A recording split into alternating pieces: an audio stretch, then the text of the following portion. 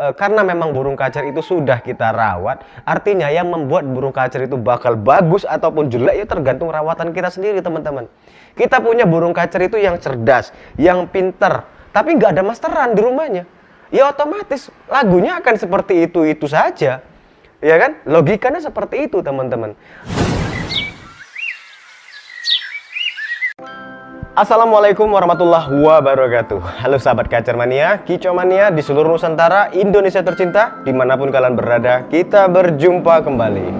Pastikan kalian tetap selalu sehat, selalu ceria, tidak kurang suatu apapun. Doa terbaik buat teman-teman semua yang selalu setia menonton dan menyimak video dari Bagong Channel ini. Oke, tentunya bersama saya Wanto Bara di Bagong Channel.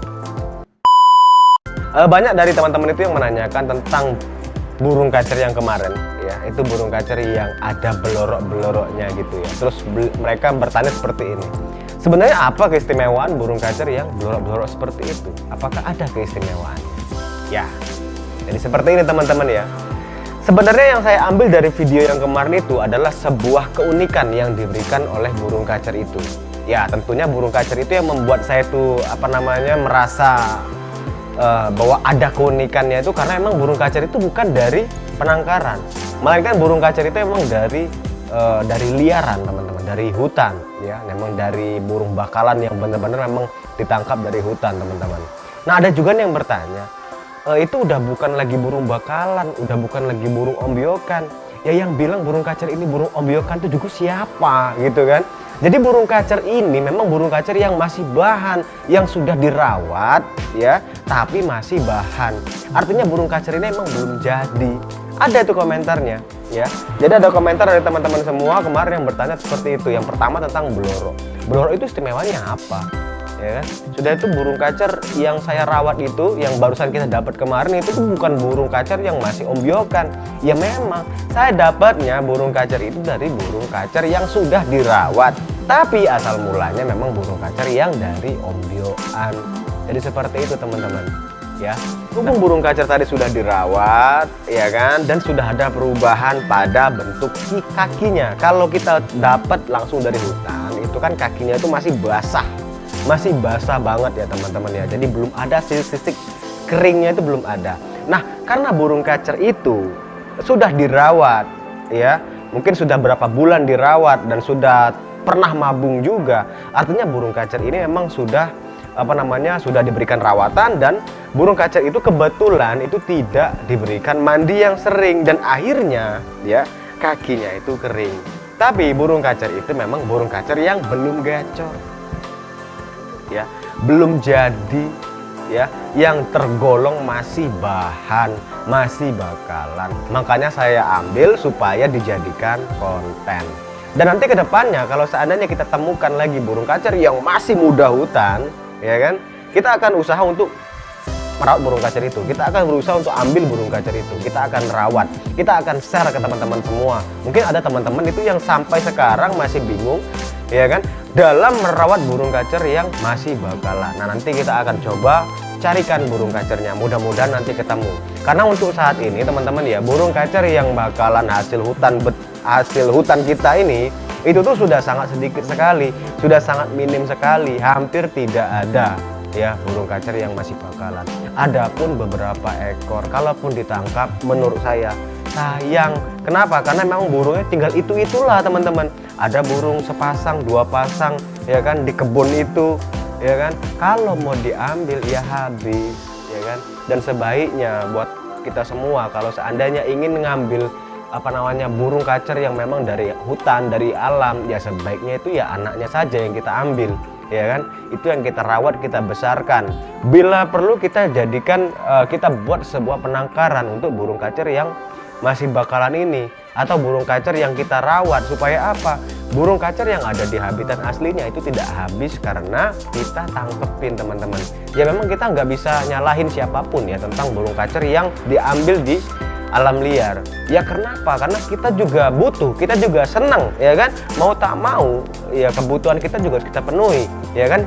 Terpaksalah kita ambil dari hutan, ya kan, terpaksa ada orang yang menyediakan burung kacer itu yang memang diambil dari hutan, dijual lah ke kita, Kan seperti itu. Jadi kita juga nggak bisa menyalahkan. Namanya kita hobi, kita seneng gitu kan. Tapi setidaknya untuk burung kacer ini jangan ya dihabiskan betul, ya kan. Jadi kita sisahkan yang sudah ada di hutan, yang tinggal beberapa ekor, yang ada di kebun tinggal beberapa ekor, itu biarkan saja. Biarkan saja dulu mereka beranak pinak di sana. Biarkan dulu mereka berkembang biak di sana supaya habitatnya tidak habis kita ambil, teman-teman. Jadi biarkan dulu mereka itu banyak, ya kan. Nah, buat kita harus punya inisiatif ya untuk burung kacer supaya nggak habis. Ya kita buatlah sebuah penangkaran. Bagi teman-teman yang memang pengen punya usaha, ya itu juga sebuah peluang untuk mendapatkan rupiah, untuk mendapatkan penghasilan. Mungkin dengan cara memberikan membuat sebuah penangkaran untuk burung kacer ya, khusus untuk burung kacer, ya kan. Jadi bisa bermanfaat buat kita semua, dan burung yang ada di alam liar itu tidak akan habis. Kan seperti itu, teman-teman ya. Jangan sampai hobi yang kita senangi, sesuatu yang kita senangi itu membuat atau merusak, ya kan, merusak sebuah ekosistem yang ada di alam liar. Jadi jangan seperti itu, teman-teman. Nah, kita ngobrol lagi masalah burung kacer yang belorok. Ya, belorok kemarin sebenarnya ada kelebihan atau tidak ya? Allah atau Tuhan menciptakan makhluk yang ada di bumi ini itu dengan semua kelebihan dan kekurangannya, teman-teman. Jadi bagaimana cara kita itu menonjolkan kelebihan kita dan memperkecil atau menyembunyikan apa yang kekurangan kita, atau dibalik, ya kan seperti itu, atau menonjolkan apa yang kurang dari diri kita supaya supaya itu menjadi kelebihan untuk diri kita sendiri, teman-teman. Nah, jadi kembali kepada kacer yang belorok ini tadi, sudah pasti ada kelebihannya, tapi nggak bisa kita baca gitu, karena itu emang sebuah warna ya. Warna itu kan dari gen biasanya ya, dari sesuatu yang ada di dalam tubuh dia gitu ya, sehingga menimbulkan warna atau bulu yang beda gitu loh, yang berbeda ya. Kalau masalah dia itu bagus atau jelek, ya semuanya itu karena memang burung kacer itu sudah kita rawat, artinya yang membuat burung kacer itu bakal bagus ataupun jelek ya tergantung rawatan kita sendiri, teman-teman. Kita punya burung kacer itu yang cerdas, yang pinter, tapi nggak ada masteran di rumahnya, ya otomatis lagunya akan seperti itu saja, ya kan. Logikanya seperti itu, teman-teman. Kalau burung kacer itu yang bodoh, yang susah kita masterin, tapi masterannya banyak kita berikan kepada dia, sebodoh-bodohnya kacer itu, pengingatnya kacer itu, walaupun pengingatan kacer itu lemah, tetap saja dia akan hafal dengan materi yang diberikan, ya kan, dengan masteran yang ada di rumah dia. Itu tergantung dari dia sendiri, teman-teman, tergantung dari perawatnya gitu loh. Mau dibikin apa itu kacer, ya kan. Burung kacer yang bagus kita beli dengan harga yang mahal, yang istilahnya itu yang super harganya itu ya, menurut saya mahal gitu kan, dan burung kacernya itu bagus, juaraan. Kalau kita nggak ngerti cara merawat burung kacer ini, ya otomatis mau sebagus-bagusnya burung kacer yang kalian punya, itu pasti bakal rusak. Kan seperti itu. Jadi tetap aja tergantung dari diri kita gitu loh. Kita beli burung kacer jelek, kalau kita merawatnya bagus, ya kan, kita merawatnya pinter, ya otomatis burung kacer yang kita rawat itu pasti akan bagus, teman-teman, ya kan. Nah, sama halnya dengan volume burung kacernya itu lembek, volumenya itu nggak kencang, ya kan, karena mungkin paruhnya kecil, tapi dengan kita memahami bentuk paruh, ya kan, bentuk kicauan, masteran apa yang cocok untuk burung kacer ini supaya bisa mengeluarkan suara yang kencang, dan kita berikan masteran itu untuk dia, ya otomatis akan ada perubahan kepada burung kacer itu, ya kan. Pastinya dia akan dengan masteran yang diberikan kepada dia akan membuat volumenya menjadi kencang. Kan seperti itu. Seandainya nih burung kacer kalian itu nggak cocok dengan suara besetan, ya kan, tapi kita berikan suara yang yang sejenisnya itu seperti tembakan, ya kan. Besetan sama tembakan ini beda ya. Kalau besetan itu seperti kepas tembak yang cerat, ya kan, yang cerat. Nah, itu besetan. Ya itu kalau menurut saya itu besetan ya. Tapi kalau tembakan lain, coba kita berikan tembakan, kita berikan masteran besetan, suaranya lemes, suaranya nggak kenceng. Coba kita berikan masteran tembakan, gitu kan. Adakah perubahannya? Iya, kemungkinan dari perbedaan yang kita berikan pasti akan membuahkan hasil yang berbeda juga, teman-teman. Jadi nggak monoton burung kacer yang yang belorok tadi ya, kita balikkan kepada yang belorok itu memiliki kelebihan yang luar biasa atau mempunyai kekurangan yang luar biasa juga ya, tidak seperti itu ya. Sama halnya dengan paruh ya kan, paruh besar, mata belok, hidung tembus ya kan. Ada kan yang di bagian hidungnya itu kan dilihat dia tembus ya kan. Ini identik yang kita kenal bahwa burung kacer itu memiliki mental yang bagus teman-teman, karena ada sesuatu yang beda ya kan. Hidungnya tembus ya kan, kepalanya besar ya kan. Pasti dia punya kelebihan. Kenapa? Kepalanya besar, artinya dia akan banyak mengingat masteran yang kita berikan. Tapi kalau kita nggak kasih dia masteran, apa yang mau dia ingat? Ya kan? Pastinya masteran-masteran yang lama itulah yang akan dia yang dia ingat. Suara-suara burung yang pernah dia dengar saja yang dia ingat, tapi suara baru ya tidak ada karena tidak diberikan masteran.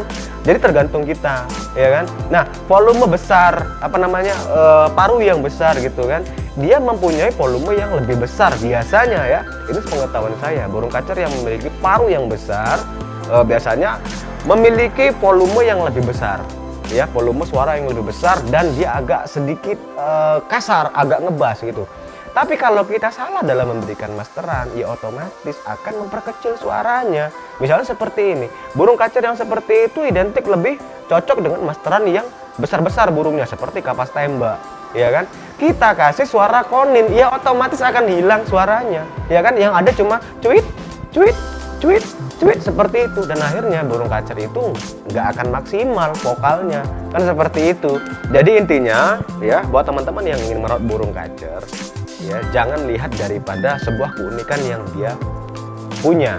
Keunikan itu hanya sekedar cap ya, bahwa kita lebih akan mudah mengenali burung kacer itu, ya kan? Oh, burung kacer saya itu kakinya ya mencekramnya itu agak lebih kencang, ya kan? Sudah itu di bulu-bulunya ada bintik putih, ya kan?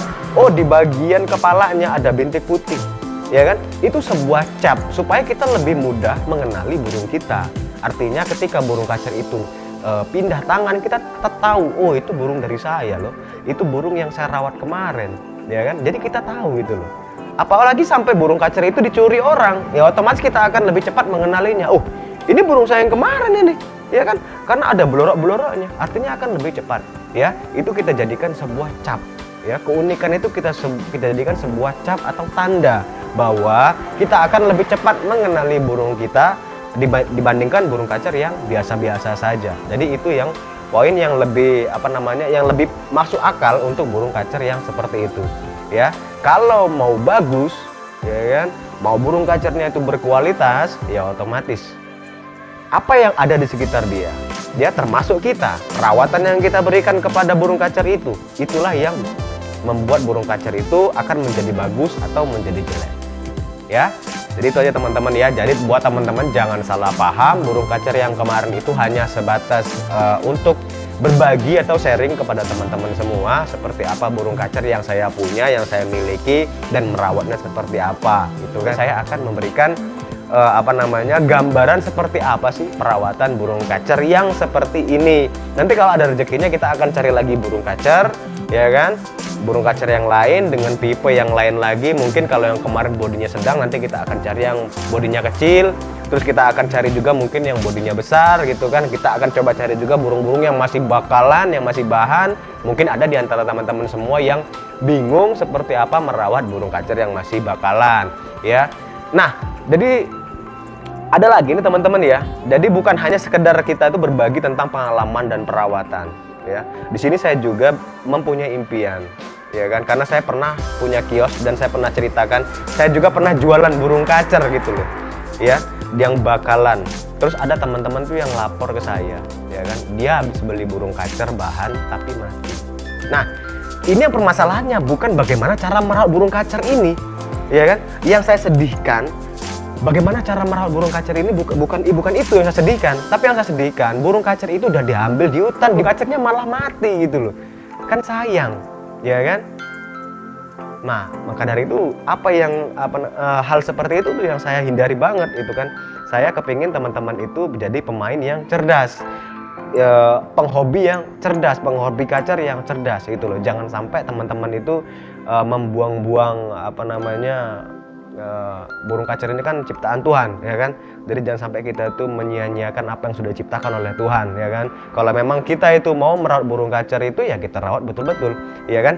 Kita harus belajar supaya burung kacer itu yang burung kacer bahan tadi yang kita ambil, ya kan, dia bisa hidup, bisa berkicau, bisa menghibur kita, bukan malah sebaliknya, ya kan, malah membuat burung kacer itu menjadi mati, kan. Itu sangat sayang sekali teman-teman. Kalau seandainya, saya berpikir seperti ini, kalau seandainya dia itu kita rawat hanya untuk mati, seharusnya dia tidak kita tangkap, kita biarkan saja di alam liar, dia akan tetap hidup dan dia akan tetap berkicau di sana.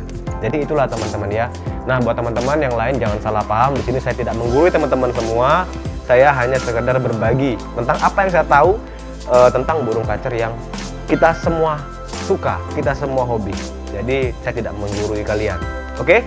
Nah, itu aja teman-teman. Terima kasih banyak sudah menonton video ini. Semoga apa yang saya sampaikan bisa teman-teman mengerti. Kalau seandainya saya ada salah dalam pengucapan, ya saya mohon maaf. Itu aja teman-teman. Ya, tetap dukung Bagong Channel dengan cara like, comment, dan subscribe. Itu aja teman-teman ya. Assalamualaikum warahmatullahi wabarakatuh.